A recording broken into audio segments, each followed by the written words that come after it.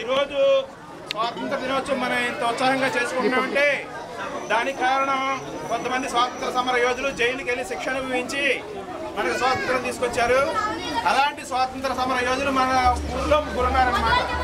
మీరు జోహార్ చెప్పినటువంటి వాడి మన ఊరికి జాతీయంగా అంతర్జాతీయంగా పేరు తెచ్చినటువంటి